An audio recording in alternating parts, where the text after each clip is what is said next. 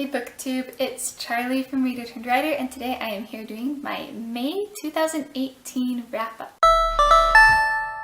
So I read 11 books in May, which puts me at a total of 51 books for the entire year and 3,562 pages for the month of May. I did DNF one book. It was an ebook on my phone about education. It was a collection of essays basically.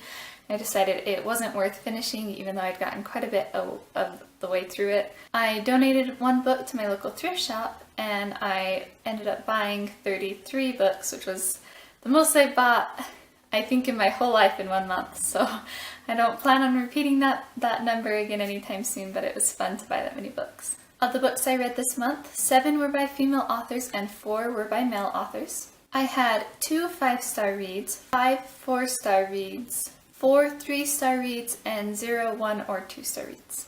I read 3 fantasies, 1 mystery, 1 romance, 1 sci-fi, 1 historical fiction, 1 memoir, and 3 self-help parenting type books. Of the books I read, I got 1 from the library. I owned 7 of them.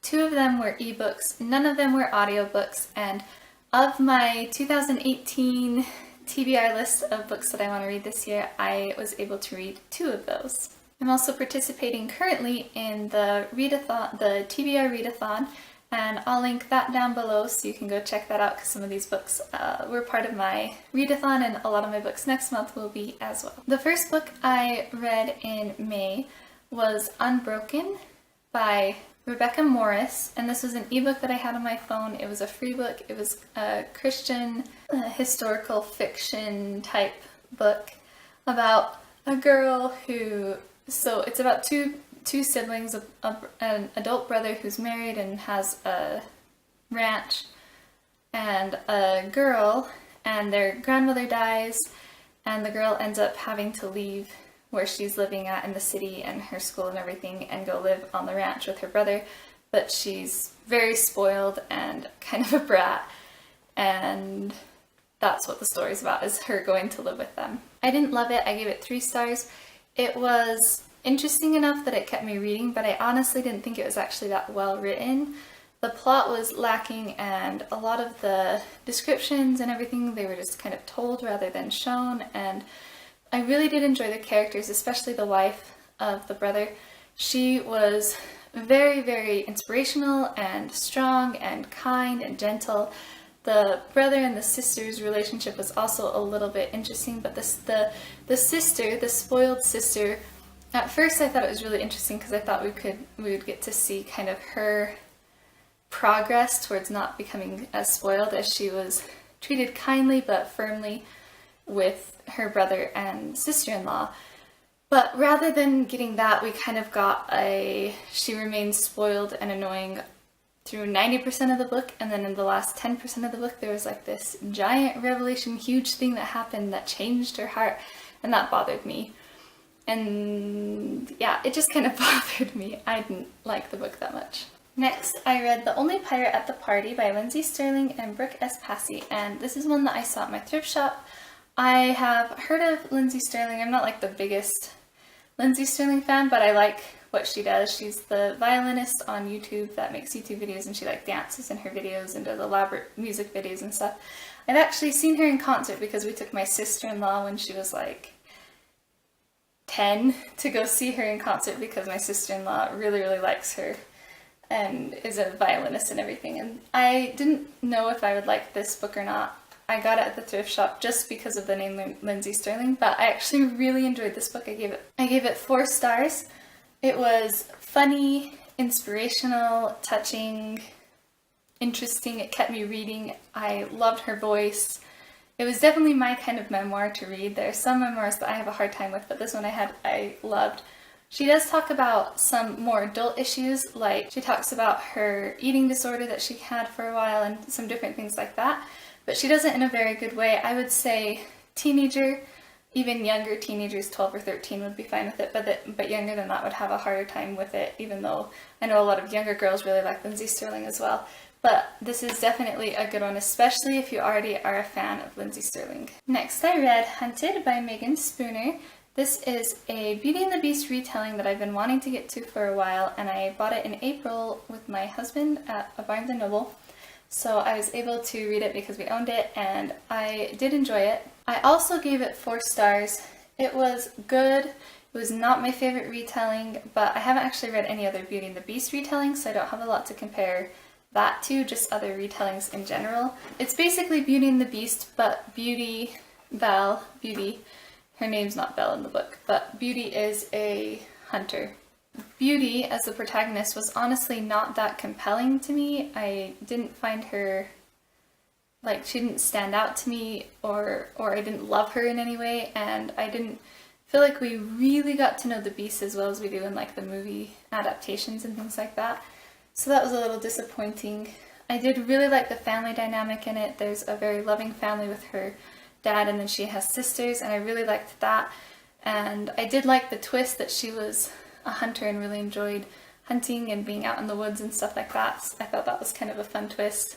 I also had a problem with the very end of the book. I loved the way the book ended and the twist and just how it all wrapped up, but then after the end of the book there was like an epilogue, and I was annoyed by the epilogue. It basically told us what happened after the end of the book, and I just felt like she should have either done it way differently, like maybe shown a scene from the future or something, or she should have just not put it in at all. It really bothered me.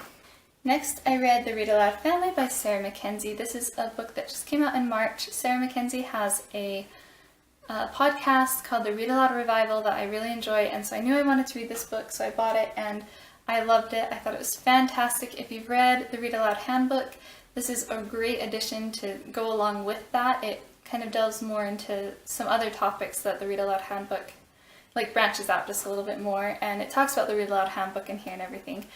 And she has different things, like her reading list in the back is a little bit different than the Read Aloud Handbook and focuses more on different ages. And she also has a lot in here about things like talking with your children about the books and how to make reading a really good experience for your kids and different things. And she shares a lot of her own personal experiences, and I thought it was a great one to go along with the Read Aloud Handbook. If you haven't read it and you have kids, then you should definitely read the Read Aloud Handbook and the Read Aloud Family. Next, I read The School of Good and Evil, and I have no idea how to say the author's name. Chainani, maybe? This is a middle grade fantasy retelling fairy tale type book that I have been wanting to read for a while. I had it on my phone as an ebook, and I enjoyed it, but I also didn't. I gave it 4 stars, 3.5 stars type thing. I went up to 4 stars, but I would have given it 3.5 stars probably if I could have. So it was, the fairy tale part of it was really fun, and the twists and everything were fun in it. I really enjoyed the main characters. One of my problems with it was that the school itself was supposed to be a big part of the book, but it didn't feel like a school experience, the same way that like Harry Potter would have. I'm having a really hard time collecting my thoughts today for some reason. I'm not exactly sure why the school experience didn't really work for me, but it just didn't feel like a school experience to me. Maybe because they spent very little time actually in class, and it felt like in the school they were always like breaking rules and trying to get to each other and trying to get away and doing all this other stuff. And also the teachers, there were like maybe a couple teachers that I was able to recognize by name, but at the end of the book there were teachers that were talking to each other and different things, and I was like, I don't know who this is. I don't recognize this person. I also didn't feel like the fellow classmates, there were a few side characters that were fleshed out pretty well, but the rest of them weren't really fleshed out that well, and so maybe that was part of it as well.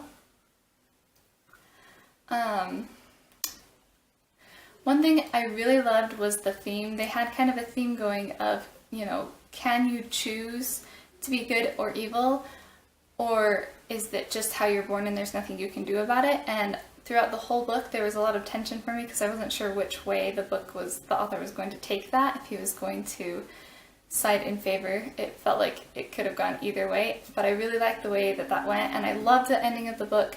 I will say a lot of the twists and turns in the book I totally saw coming. I don't know if it's because it's a middle grade book, or if it was just me with this particular book, but The only twist I did not see coming was at the very end of the book, and I did enjoy that. I also really enjoyed the friendship between the two main characters. I thought that that was a very well done plotline. Next, I read Jane Austen in Scarsdale by Paula Marantz Cohen. This is a book that I picked up at my local thrift shop for a couple dollars. It's a retelling of Persuasion by Jane Austen, and I thought it was pretty good for what it was. It was kind of a fun fluff piece that I enjoyed. I wouldn't say it's the best Jane Austen retelling I've ever read. I actually only gave it 3 stars. Again, I felt like the characters were lacking a little bit. They didn't like stand out or anything to me, and they spent a lot of time on like the SAT, because the main character is a guidance counselor at the school. It felt like the author spent a lot of unnecessary time on the SATs and college prep and all of those things, when I didn't really care about that, and she could have spent a lot more time on the actual relationships in the book. There were some things I really liked about it. I loved the grandma in this, and the relationship the grandma had with all of the characters. I did think that the author stayed pretty true to the characters from Persuasion, just maybe not as well done, but she did stay pretty true to the Jane Austen characters, which I liked. And I liked the ending. It's kind of a cheesy romance ending, so yeah. 3-star read, not fantastic.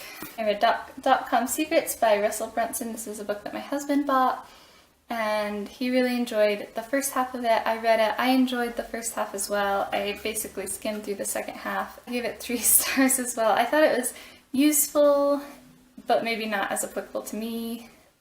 Then I read The Tournament at Gourlan by John Flanagan, and I got this from the library. I actually thought that it was the first Ranger's Apprentice book. It's not. It's actually the first book of a prequel trilogy to the Ranger's Apprentice series, but I decided since I had it from the library anyways that I would just go ahead and read it, and I'm glad I did. It is a middle grade fantasy, and I enjoyed it. I am going to finish the trilogy and move on to the series because I enjoyed it enough for that. I gave it 4 stars. The characters are really compelling in it. It's all very interesting to me, and it was a quick read because it's a middle grade. He does spend a lot of time on what I felt were unnecessary details, but they were still interesting scenes somehow, where the main characters are like rangers that are like roving in the wilderness, and they would have whole scenes where they just like caught their dinner and cooked it and ate it, and I didn't feel like it had anything to do with the story, but it was still interesting, maybe because the characters were so proactive, or because it's interesting to hear about people surviving like that. I'm not sure. There's also a tournament at the end of the book, which just totally, everything about it made me think of Merlin, the TV series on Netflix, for some reason, which I actually really enjoyed because I love Merlin, and maybe it's just because Merlin's like my only exposure to something like that, but I did enjoy that part as well. Next, I read The Child Whisperer by Carol Tuttle. I actually gave this 3 stars. It was not my favorite parenting book. I read it because one of my mom friends loves this book and found it really helpful, so she lent it to me, and so I decided to give it a read. The main premise of the book is that there are 4 different energy types, and children fall into the different energy types, and you want to parent in a way that stays true to your child's energy type and allow them to be themselves rather than trying to meet some abstract societal norm or something. A lot of the information in here is helpful, but I felt like it would be helpful for any child, not just the energy type that she was describing. I also felt like her energy types were a little bit hokey. Like, a lot of the things she said, I was like, this just sounds hokey, even though I agree with what she's saying. And I also felt like a lot of her book was just like rebranding the color personality. She says that energy types start emerging, are there before personality emerges, and I'm like, how do you know that? Like, you don't think that your baby in your stomach growing can have a personality, so it has to be an energy type. But literally, I could put, my husband and I went through and we're like, oh, that one's yellow, that one's blue, that one's white, and that one's red for the different energy types. And that's kind of how I kept track of the energy types in my head. And so that kind of was annoying too. It wasn't a bad parenting book. I just wouldn't recommend it to anyone because of the whole opportunity cost of being able to read other parenting books or other books in general that I felt were better and shorter than this one. This one was a really long parenting book. Next I read Scythe by Neal Shusterman, and this is one that I also got for my husband that I've been wanting to read for a long time. I was really worried because a lot of the books that have been hyped up on BookTube recently I've read and just not really liked them.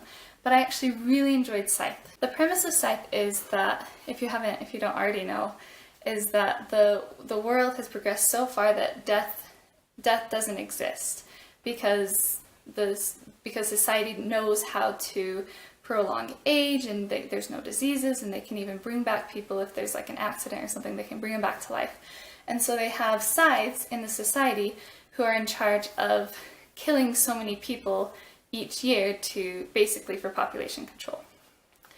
And this follows two teenagers who are apprentice scythes, and I really, really like them.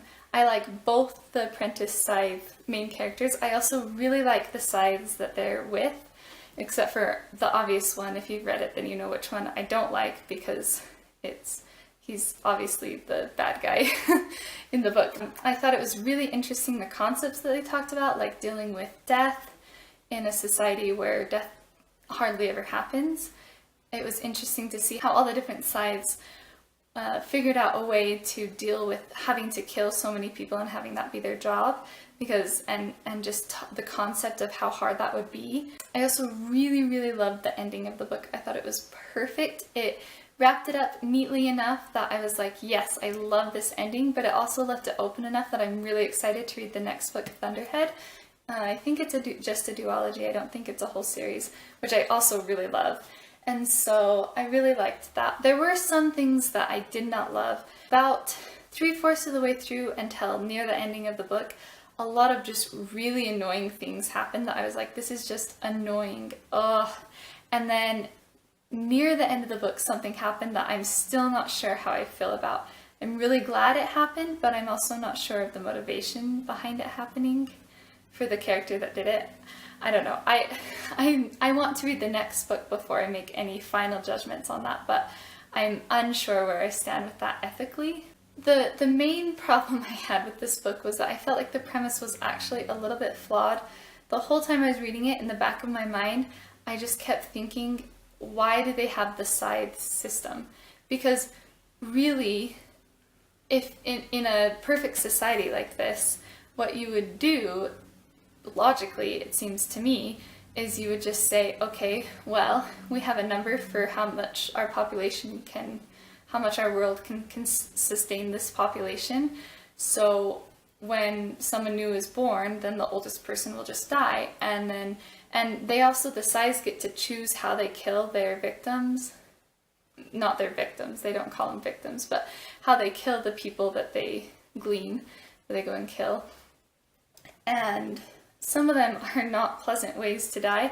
And so I'm like, why not just kill everyone in an instantaneous, painless way, because they're able to do that, and just kill the oldest person that's alive at the time for population control. It seems so simple, but then of course we wouldn't have this story and the premise would be obsolete.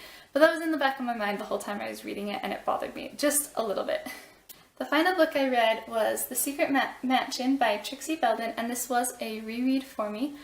I loved this series when I was growing up. There's like 30-something books in the series. It's basically like a Nancy Drew type book, but it's a little bit older and it takes place kind of more in a farm, rural area. And I love Trixie Belden. I love her character. I love her family and the family dynamics there. I love how she really, really wants to be a good daughter and tries hard to be a good daughter, but she still complains and doesn't do her chores all the time and everything and isn't perfect. I love her. She has a friend named Honey that lives in the mansion down the road, basically, and I love her relationship with her, and it made me want to reread the whole series. I don't think I will right now, but I really, really loved it. I love the mystery aspect of it. I love this series. It's such a fun, lighthearted read, and if you have young girls, like young daughters or anything, I would definitely recommend getting Trixie Belden for them. So that was my wrap up. I felt like I did not express my thoughts super well in this wrap up, but if you want to go check out my Goodreads, I have reviews for all of these books that I write right after I finish reading them, so everything's fresh in my mind and I'm able to kind of think it out more as I type it out. So you can go check that out if you're interested in any of these books.